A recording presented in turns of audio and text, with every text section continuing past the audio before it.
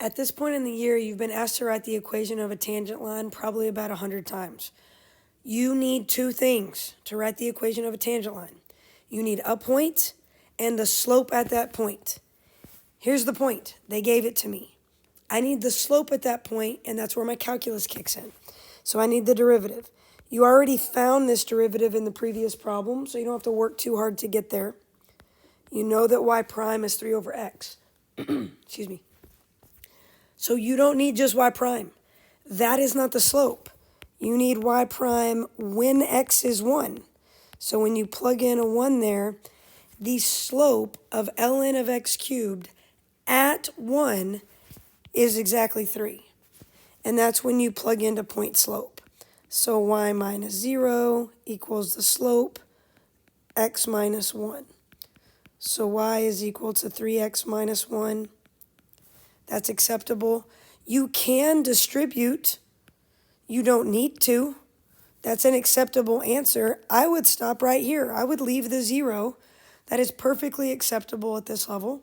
I can see the point. I know what you're talking about. This is also acceptable. That is your point slope form.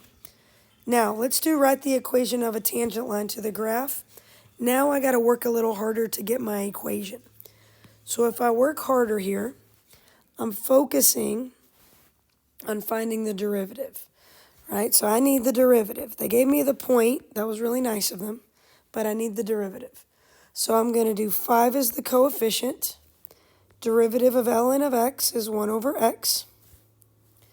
And then I know how to take the derivative of x cubed. That's just 3x squared. So if you want to rewrite this, you can. It's not necessary because we're about to plug in a point. So we're going to plug in the x value. So I need y prime of 1. So I'm going to plug in a 1 everywhere I see an x. So what is the derivative? The slope is exactly 2. That is the slope. I already have the point. Y minus a negative 1 equals 2x minus 1. That is an acceptable answer, but I'm going to go ahead and get rid of that double negative and write this that way. Now, one more example of just using the derivative of ln. This is an integral. It's a function defined as an integral, and I'm being asked to find f prime. Well, taking the derivative of the integral, oh, I should know what that is. That's the second fundamental theorem of calculus. So the rule for the second fundamental theorem of calculus says I'm supposed to take that ln of 5x, and I'm supposed to plug it in. But I also have to multiply by the derivative of that. So remember, when you take the derivative of both sides, I always like to set up that derivative if I can.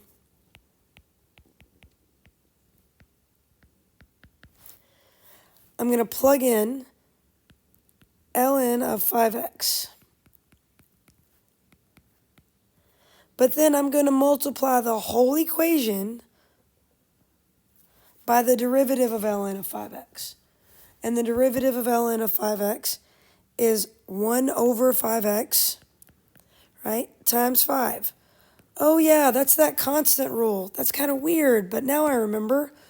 So remember, this is the same as just 1 over x because the 5's are going to reduce. So you can write it, I'm going to zoom in a little bit. You can write it as 1 over x if you want to, or you can write it with division. So you can write it like that, or you can write it as 2 ln of 5x plus 7, all divided by x. Either way is acceptable.